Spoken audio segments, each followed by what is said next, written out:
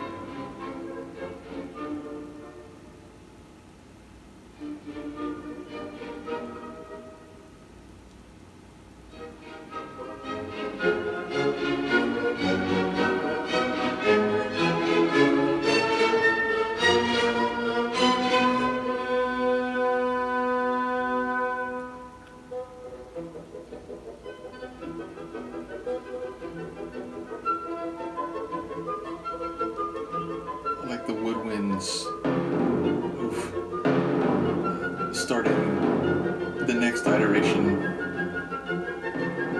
the timpani. Again, if you're a timpani player, this is the symphony for you.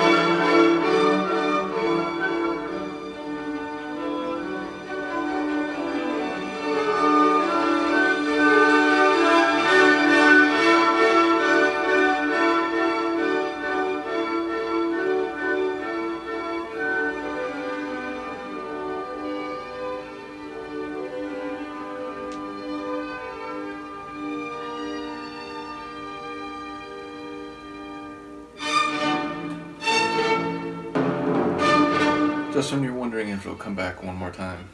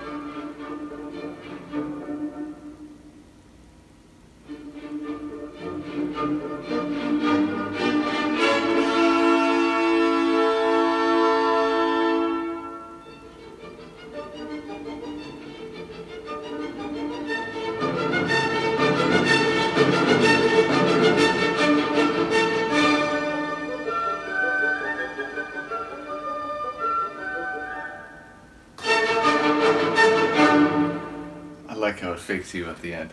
Makes you think it might go around for even yet another iteration, but no, then it ambushes you and finishes. So again, it's just a brilliant movement. I will say this version was a bit slower than a couple I've heard, including that Chicago Symphony Orchestra. I believe that's the orchestra, but I know the conductor was Fritz Reiner for sure.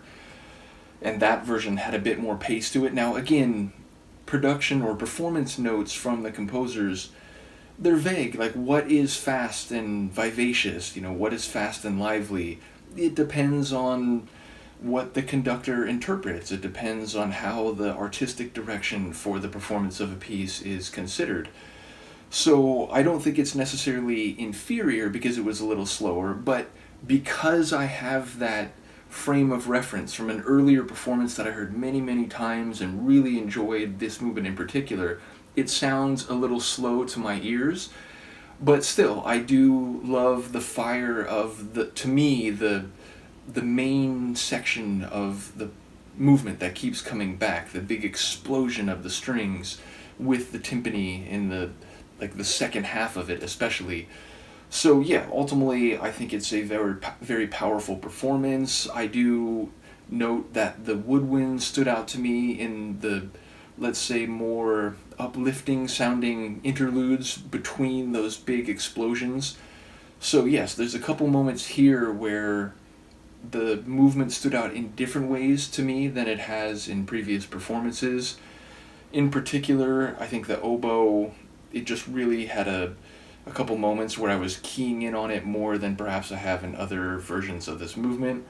And yes, ultimately the timpani, again, it always stands out to me in the movement in general, but here it's just like this, for lack of a better word, cannon fire that just suddenly burst out. Not cannons like actually the 1812 Overture from Tchaikovsky, where literally, again, the audacity of a composer is like, you know what?